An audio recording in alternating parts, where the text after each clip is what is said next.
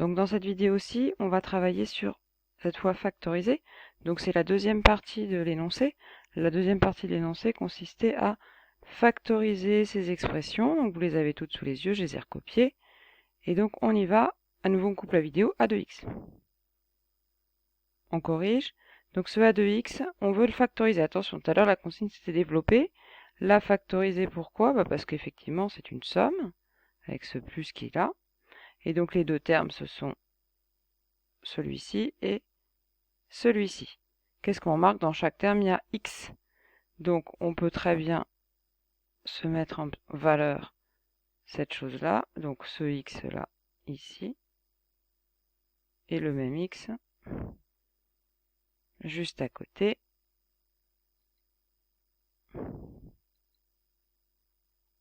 Ici, vous avez à nouveau le x. Donc, on va pouvoir factoriser par x. Donc, on va prendre x en facteur. Et on va utiliser le k fois a plus k fois b à l'envers. Donc, le x en facteur ici, c'est le k. Et donc, on ouvre une parenthèse dans laquelle on va mettre le a et le b. Le a, qu'est-ce que c'est? Le a, il est assez complexe. C'est tout ce qui est dans le premier terme en produit avec x. Donc, c'est tout ça le a. Donc, ça fait 7x moins 3. Vu que c'est un groupe, on peut le mettre dans une parenthèse. La question, c'est est-ce que la parenthèse est utile ou pas? Donc, dans un premier temps, je mets ma bulle. Vous pouvez la mettre au coin de papier, votre bulle. Et puis, après, il y a un plus, parce que vous aviez un plus ici, là. Donc, ce plus. Et puis, le x, là, il est tout seul. Donc, quand il est tout seul, vous vous souvenez que la technique, c'est de dire que x, c'est x multiplié par 1. Donc, c'est x fois 1. Et donc, après le plus, il va y avoir un 1. Donc, la question, c'est est-ce que ici, je mets rien ou est-ce que je mets une parenthèse? Une parenthèse, vu qu'après, c'est plus et que devant, il n'y a rien, ne sert à rien. Donc, on peut très bien ne rien mettre autour du 7x moins 3, mais c'est bien de l'avoir pensé qu'il y aurait peut-être quelque chose. Et donc, on termine, ça fait x facteur 2. 7x moins 3 plus 1. Moins 3 plus 1, ça fait moins 2. Ne pas oublier de terminer, on s'arrête, on passe au b. On corrige le b.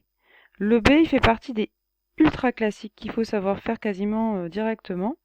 Donc comme précédemment, on a bien sûr une somme, une structure de somme, x moins 5x carré. Dans chaque terme, eh bien, il y a x. Mais le premier, c'est un peu comme tout à l'heure, le premier x, il est un peu tout seul. Donc, on va mettre notre x en facteur. Donc, dans le premier morceau, le x, il est tout seul, donc c'est comme c'était x fois 1. Donc, je vais mettre juste 1. Ensuite, il va y avoir le moins ici, puisque c'était moins et pas plus. Et puis là, c'était 5x carré. Donc 5x carré, l'idéal, ce serait que vous arriviez à faire directement. Maintenant, si vous avez besoin, 5x carré, vous le réécrivez 5x fois x, ce qui vous permet de prélever un x pour mettre ici. Et il vous reste 5x ici. Donc ça, c'est le 5x carré qui serait écrit comme ça. Et donc là, vous avez fini la factorisation. On passe au C, on arrête la vidéo.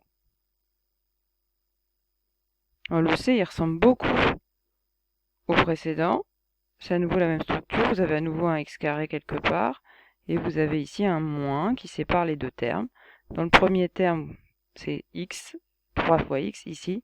Le deuxième terme, il serait écrit x fois x. Donc vous pouvez bien prélever un x dans chacun pour utiliser le k fois a plus k fois b. Donc ça vous fait votre x en facteur. Entre les deux termes, ce sera le moins. Et attention à bien les mettre dans l'ordre. Le premier terme, c'est 3x, donc il nous reste juste 3. Et le deuxième terme, c'est x fois x, donc il nous reste x. Et on a terminé, on arrête la vidéo, on passe au d. Le d, c'est encore pareil. Vous avez cette fois 3 termes. Un premier, un deuxième. Et dans chaque terme, vous avez x à chaque fois. Le premier, c'est x tout seul. Le deuxième, c'est x fois x carré. Et le dernier, c'est x fois x. Donc là, j'ai juste réécrit les termes, mais bien sûr, on peut tout réécrire pour plus de clarté. Et ensuite, on va dire, pour le coup, qu'on peut mettre en facteur un x en prenant un dans chaque terme. Hop. Donc ça fait x facteur 2. Il va y avoir le premier bout, plus et moins. Et on va mettre à chaque fois ce qui manque. Donc ici, x il est tout seul, donc c'est comme c'était x', on l'a déjà dit. X il est multiplié par x carré, donc ici c'est x carré. Et ici, x est multiplié par x, donc ici c'est x. On ne peut plus rien faire ici, donc on a fini. On arrête, on passe au E. Le E pour terminer. Alors là, il est bizarre lui, ça ne nous rappelle pas un exemple du cours? Bien sûr que si. Donc hop, qu'est-ce qu'on voit? On voit qu'on a une somme. Et cette somme, il n'y a pas de x dedans, il n'y a que des nombres. Par contre, c'est des puissances de 2. Donc 2, ça va être le facteur commun. Le premier 2, c'est 2 fois 2. Le deuxième 2 au cube, c'est 2 fois 2 au carré. 2 puissance 4, c'est 2 fois 2 au cube. Et 2 puissance 5, c'est 2 fois 2 puissance 4. Donc ça, c'est un truc qu'on utilisera assez fréquemment l'année prochaine. Donc c'est bien de prendre l'habitude de l'écrire. Donc voilà. Ensuite, on met 2 ici en facteur commun. Donc c'est notre facteur commun. C'est le truc que j'ai mis en rouge sur les autres. Hop. Et donc dans la parenthèse, on va avoir beaucoup de termes.